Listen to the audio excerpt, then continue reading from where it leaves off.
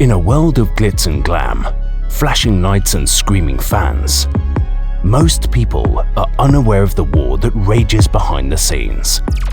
And that war includes your favorite artist and your favorite songs. This is The Dark Side of Songwriting. Hosted by Nayim Edwards. Welcome to The Dark Side of Songwriting. My name is Nayim Edwards. I am your host. Unfortunately, Rich Homie Quan is the latest person to lose their battle with addiction, and I am here to provide edification on how we even got here, why this is even a thing, why all this stuff is happening after the fact all of a sudden without all the extra artificial fillers that is going in there, because we don't, I don't have no proof or nothing about the extracurricular stuff. I'm here to tell you what it is like to have a life with your addiction in the music industry while having your success. The first thing which we should all know before we actually get into all the extra stuff is everyone should know by now that this music industry is ruthless. This music industry is merciless. This music industry has no friends. Point blank. Quan might have had friends. Quan might have had people that care about him. I'm actually 100% sure that is the case. And we're talking about inside the industry. I'm not talking about fans just yet. This that happened to him, so we know that this is not the first time this has happened to a person. It's not going to be the last time. He's just one of the bigger ones, one of the more cemented ones that everybody would happen to know because he has a hit record. But we'll talk about that a little bit down the line. And it will be to your benefit to listen to everything I have to say so you could understand what is going on. This situation with him, this to the industry, to the machine, to the system, this is no more than, oh wow, we're going to have Christmas money. Because if you know anything about when a person loses their life in this industry, everything goes up 1,000%. Not even exaggerating. For somebody like him to have been a star, to have had multiple hit records, to have been the figure and the staple that he was in a specific period of time and still be around to this day, whether it's at the top of his game or somewhere in the game, having that hit record solidifies and multiple hit records solidifies that he was around. We all knew who he was. He was just recently active. His name is recently active, music or not.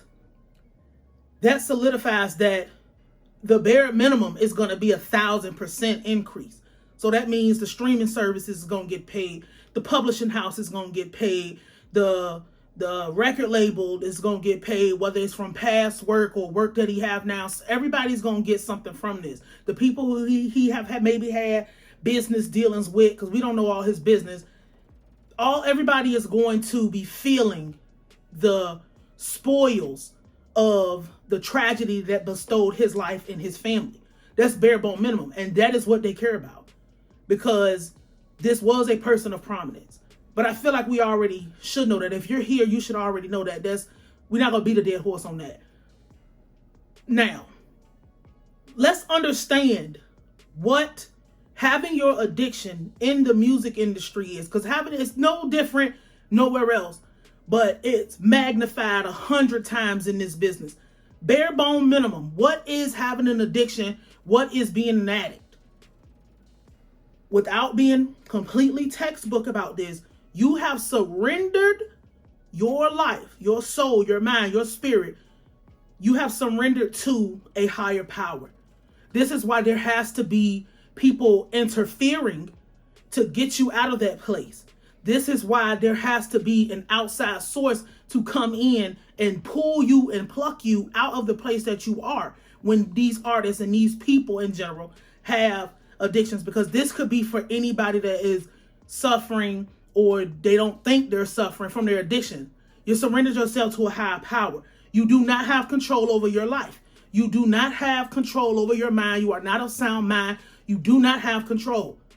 This is why they tell you that you're not supposed to get behind the wheel of a vehicle when you have been drinking. You may think you are making your own decisions. You may think this is what I need to properly function, whatever that means when it's coming out of the mouth of a person who is not of sound mind. You are not. This is why people who are intoxicated cannot consent, and that is intoxicated under anything. You are not able to consent because you are not of sober mind. It is no different than a regular person to a person being in the music industry. When we get into talking about, next thing is like being in the music industry, understand that you have unlimited resources and unlimited vices. There is no such thing as no when you're dealing with a person with a drug addiction in the music industry.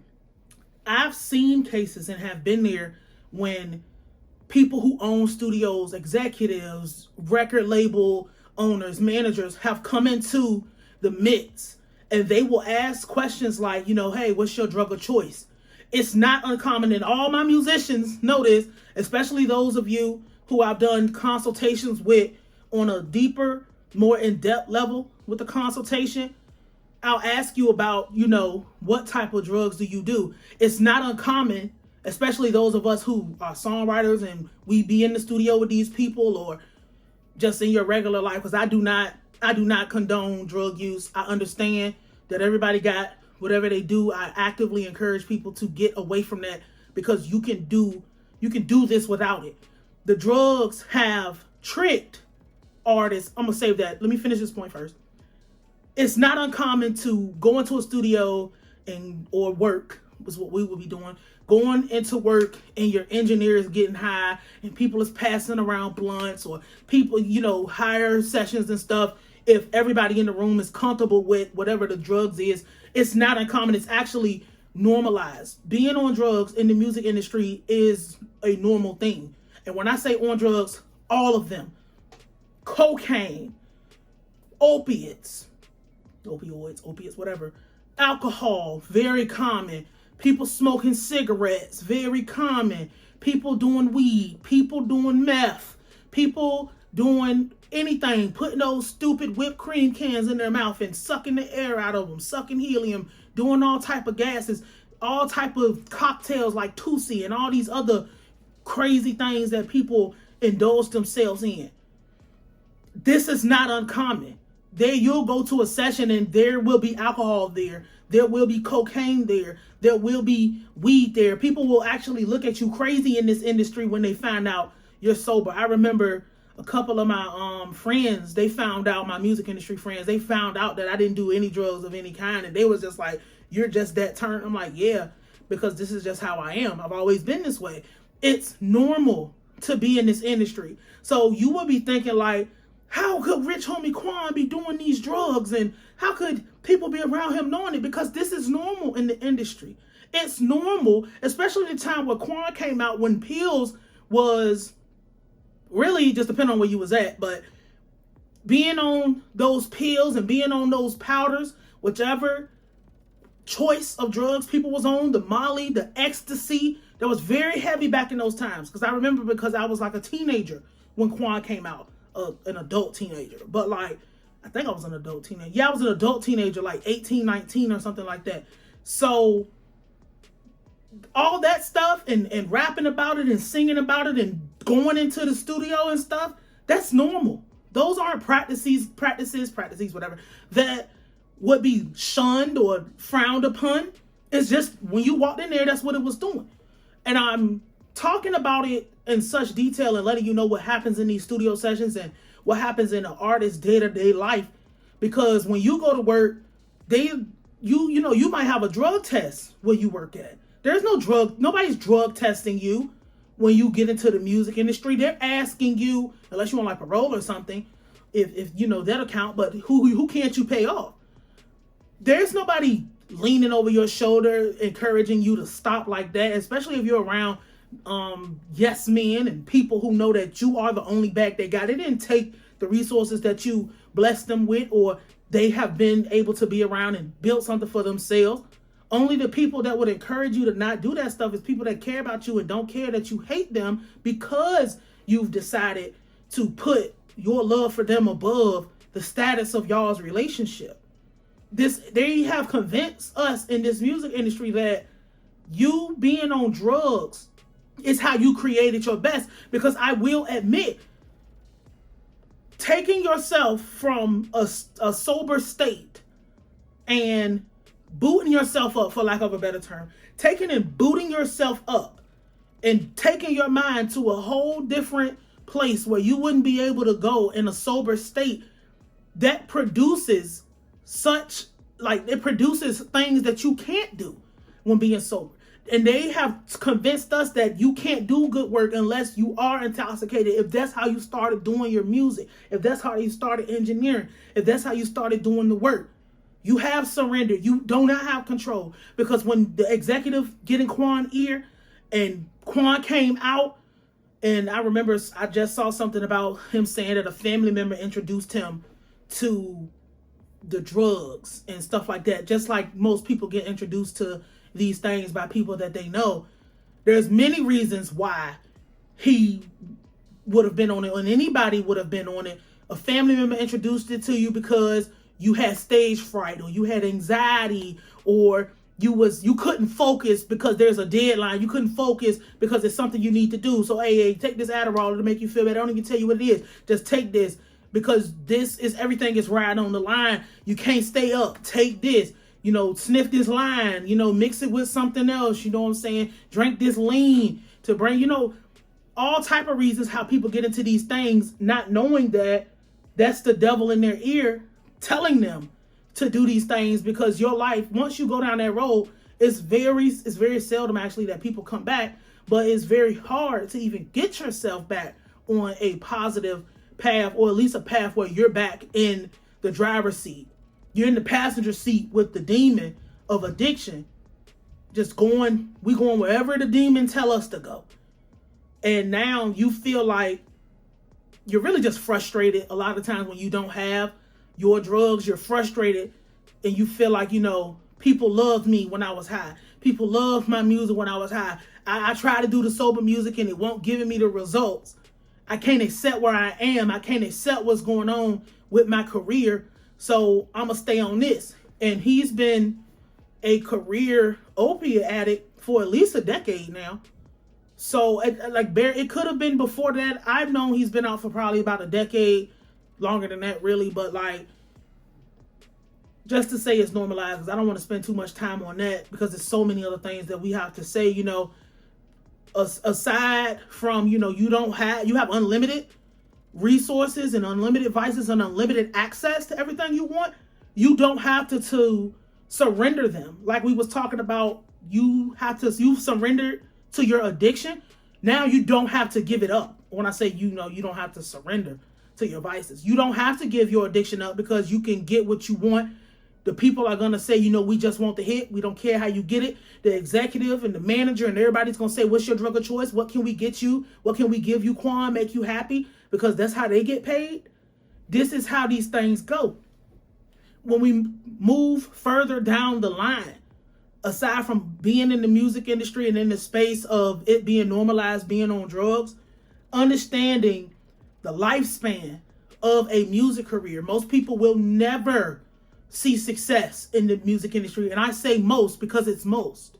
Most people will, if you even get to the point, it's easier now because everyone can buy a computer and buy a microphone and put their song out.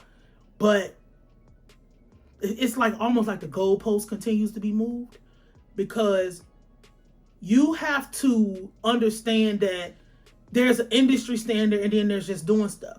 A lot of people can be good at what they do, but it's not industry standard. Having a hit record washes away a multitude of sins. Having a hit record completely changes your life. Doing something that it is, even being a part of a hit record, takes you from being a nobody in Atlanta to being rich homie Quan in Atlanta. Especially when you have your hit record, you're able to navigate and you have decent, good people around you and surrounding you that are giving you good advice, that are telling you good things to do. It changes your life. Now your world is opened up to things that regular people's lives will not be opened up to. The thing is, we don't have a lot of people from back in the day. Now people are talking because they can have podcasts and they can come out here and share their stories and tell stuff. But those stories, they're just telling them because they've hit the end of the road.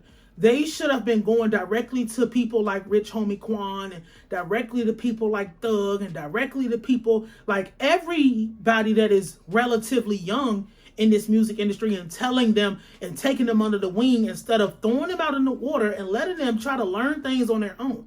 Because see, that's one of the problems that people from my generation have with, and Quan is about 45 years older than I am, but that's one of the problems that my generation has with the older people, and why you don't see older people getting any type of respect unless they do something that can relate to younger people, especially younger power players in the music industry, is because you left them out to die. You didn't tell them and didn't warn them. And it's not enough to just talk. You have to lead by example.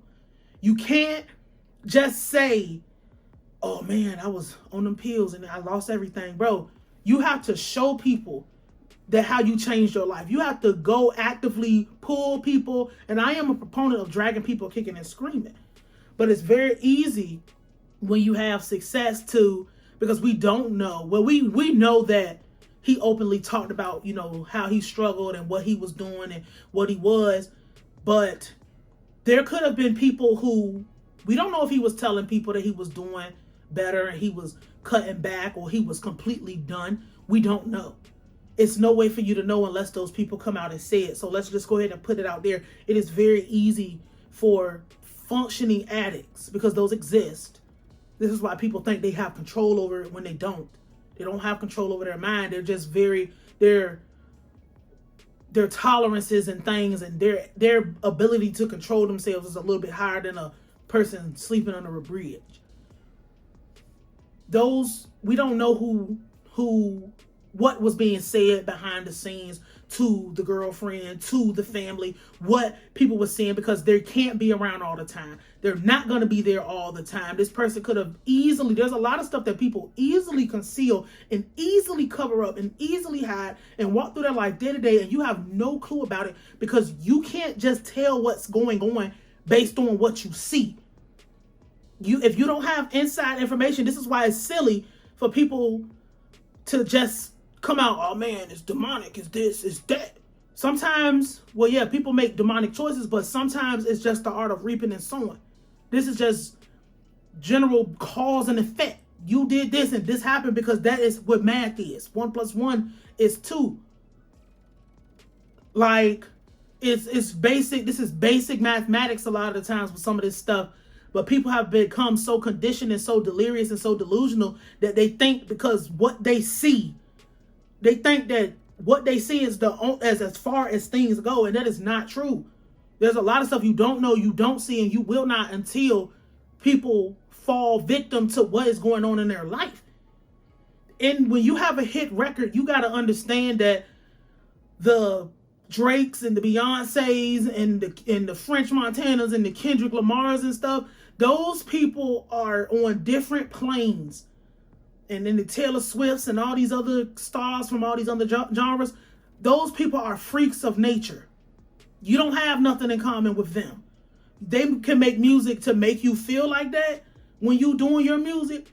But until you get there, if you are meant to get there, because there's a lot of cogs and a lot of things in the machine that get people to that. It's not just a person is just this. It's them being a freak of nature paired with something else. Rich Homie Quan was not that. And I'm not saying that in a disrespectful manner. I'm telling you that it's levels to what type of artists are and what type of writers are and what people are. Those people are freaks of nature. You can't even throw them in the mix because you're closer to being like Rich Homie Quan than you are like Drake. And you know that is true. You're going to have ups and downs. Like I've said it before, you're supposed to be trying to find an equilibrium after you get your first hit, after you get some success or get that success where it's really nowhere to go. Like, and then we can say it's nowhere to go but up. But again, if you have to be honest about where you are, what you do, and what your status is in your music career. You are not a freak of nature, more than likely. You are a freak of nature compared to the people around you, but you are not a freak of nature compared to the biggest pool of people with your peers, more people that we know of. I can't even say that because he's higher than a lot of people when it comes to having hit records and having things that matter. Finding your equilibrium means you at the bottom, right? You just, nothing's going on. You decide you want to have a music career. So you kind of go like this, and then you start going up. You do all the work that you're supposed to do. You hit whatever your first peak is, because it can go like this. You can have multiple peaks, like people like 50 Cent. When you start having multiple peaks, you're a freak of nature. You can have your first peak, and when you're on the descent, you're not supposed to crash back down to the very bottom. You're supposed to hit a point, and I usually describe this on a falling scale. So some people go up and they fall down into the negatives. Some people go up and they'll fall to 15. Like 15 is their rock bottom. 35 is their rock bottom. 53 will be their rock bottom, not negative 5,000. You're supposed to go up, and when you hit a point, you can cruise in equilibrium. That's what having a hit record is. No matter what, you're going to always have something going on. There's going to always be something good coming, because you don't have to, once you get your hit, you don't have to fall to the bottom and try to climb all the way up to the top. These kind of concepts, and once you hit your equilibrium, you can go up, you can have another hit and go down, and that's just kind of what it's supposed to. And if you never had another hit, you can coast at 75. You can coast at 53. You can coast at 22. You can coast at 4. As long as you don't go to zero in the negatives. The problem with the addiction is it skews that kind of mindset from a person, because they think that everything is you're supposed to be at your peak all the time, and that's not true. You're not going to be at your peak all the time. Drake is not at his peak all the time. Beyonce is not at her peak all the time. Jay-Z and Taylor Swift and Kelly Clarkson and whoever you want to name, any freak of nature, they're not at their peak all the time. But their equilibrium might be 88 or something like that. Their equilibrium is just higher than a person like a Rich Homie Quan, like a Young Thug, like any of these other people that come out. You can build your equilibrium up. Everybody's rock bottom is not the same, especially when you start putting these other factors and these other things in it. We don't know what Rich Homie Quan rock bottom was, because he was probably having a normal day, doing his normal routine, living his normal life. And this was the time where somebody threw something onto the tracks that derailed the train. Especially after the fact of everything that we saw Rich Homie go through. The fallout with Thug, the fallout with Birdman, the Birdman wanting to sign him to Rich Gang, and that's a whole nother thing. But like, to talk about it again, I think I've talked about it before, but like briefly, what happened with that was people was trying to keep him and Thug as a group and try to group them, and he wanted to have his own identity. So he goes off, and I know that hurt him, because it hurt everybody when we saw them not be able to be with each other and dissing each other and all these other things, and the thing with his, this whole YSL trial that's going on, and his daddy barbershop getting shot up and stuff. These are hurtful things, despite what fans say and laugh, because it's funny to people who don't have to live in it. It's funny when everything is entertainment. It's all fun and games when it's not your life. But when it's your real life and you realize, bro, this is my brother, we came up, we was doing these things, and because I want something for myself, because I want some type of ownership, and people throw that word around too, but because I want to do things for me and have my own business and have my own stuff and get my own situations and not be tethered to someone else, that's going to cause friction that pushes people further into their addictions. Because see, now you're stacking emotions on top of the emotions and things that you were dealing with whatever the base root cause of whatever your addiction was. So now you're stacking pain and anxiety and depression on top of pain and anxiety and depression, on top of confusion, on top of wrath, on top of anger, on top of all these other things, and dealing with the heartache of losing relationships that matter to you over something that when we was just bullshitting in the studio and playing around, it didn't really matter. But now that the check and the money and stuff is involved, and because I want to do something for myself, it's causing friction in my life. That's only intensifying whatever the shit that's going on in my life is. It's only intensifying it. It's not making it easier. Because not to derail completely from what I'm talking about, those ruined relationships cause it being harder for you to be able to get out of whatever situations you in. And we saw that as what happened with him. He had a situation and he had to spend money and wait it out and couldn't put out music and had to do all of these things because other relationships outside of that was ruined. And I'll keep it right there. After you got all of, so everything is just piling and piling and piling and piling up. You get deeper and deeper into the things that you are going through on top of having a music career and trying to sustain, because you've introduced things into your life that you have never had. It might be financial, it might be relationships, it might be all these other things. You get into what your song's about, and basically what I wanted to say about this was, you get into, are you living your lyrics? And you probably are living your lyrics, but then you get out here and the actions are contradictory to whatever you're talking about in front of people's faces. You can't go on interviews and talk about how you struggle with your addiction and you should stay away from them. Yes, you should stay away from this. DMX told us, if DMX was the perfect example of a person showing us why you should stay away. Not just because he didn't hide who he was. He didn't hide what he was going through. Nothing that DMX went through was a secret, and it was in his music too. I can't listen to Rich Homie Quan talking about being in love with the Molly and booting up and tooting up and doing everything that people do and having a good time. And I see all you got is all the bitches. You got all the money. You got all the hoes. You got the success. You got all of that. But then you turn around in an interview or you get on your Instagram and you tell us that you shouldn't do this because it's not good, but everything you show me is good. Nobody's going to listen to what you say. People listen to what you do. Flat out, period. If you want to talk to somebody, it has to be by, you have to be leading by example. I don't know if he went down and pulled children out or pulled young people out or people that look like him and told them they should change and did all this, but showed them they should change by changing. Because people have slips, people mess up. That's just a part of life. But you can't say one thing and live another way, because what you don't tell the truth in your life, your death will reveal that. Straight up and down. Your actions determine what's going to happen to you. Like I said, he was probably having a normal day doing normal stuff, and that's when the call got through into the machine. The last thing I want to say, because I don't know how long I've been sitting here, but dealing with these relationships, having a music career, I guess this is what people was waiting for, the side chicks and all of that. But the first thing is, you are not normal. I tell this to everyone I talk to. The moment you decide you want to do this, normality has exited the chat. Normalcy has left the building. Normal does not exist for you. Normal is not a thing anymore. Normal is not in the lexicon. It's not in the vocabulary. It is not something that you can equate to your life, especially once you get success. The person you are in that relationship with needs to understand that. You have to be, in any relationship, your parents, your children, the mother, the father of your children, your friends, the employees, the people you do business with.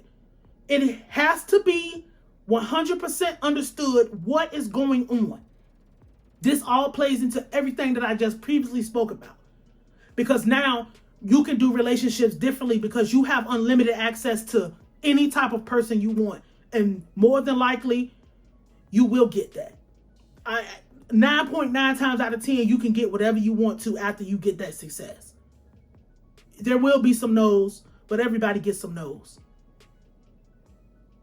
This person, you have unlimited options. You have unlimited things. So this is where all these side women and people coming out completely, people saying this disrespectful, which I agree it is, because I don't condone stepping out on your family and stuff like that, but do whatever you want to do. There is a price to pay, and his reputation is paying the price for that. Even though we didn't know anything about whatever his personal home life was, because he was decent at keeping it on the wraps. We knew he had a woman that he decided this was going to be my woman, and this is who the person I was going to have my family with. So now they couldn't say nothing when he was alive because they knew what the consequence was going to be. They had respect for him when he was alive, but now that he is dead and he can't say, he can't deny it. They could come out with their stories and they could come out with their pictures and not having any type of restriction on what they can say because they was given the ultimatum, because they already knew what the home life situation was. And this is what I wanted to say to people who don't know what it's like to have success and have unlimited options, and people who are fans that are saying, oh, the side chick is wrong and it's this and it's that, and the baby mama, she, or the girlfriend or whatever she was, what type of person don't check on a person when they sleep. You've never been, and I'm directly speaking to, because I've watched no videos, I don't know what people are saying, but I've seen, my girlfriend told me about this part, but like people making those kind of comments, you're only making those kind of comments because you've never been with a successful person in anything. I'm letting you know because I know you don't know what having stability is like. Stability is not everything needs to be a dopamine hit. Everything needs to be a turn up. Everything needs to be, this glamorous, beautiful shot, blah, blah, blah, blah, blah. You've never been in a stable relationship, so you don't know anything about what real relationships are like, because you meet people on the internet that you don't know. You don't go outside, you don't talk, you've never been in anything, you've never grew up in stability, so you don't know what it's like. Irregardless of if one party is stepping out or not, stability existed in this man's life somewhere. And stability existed in the house.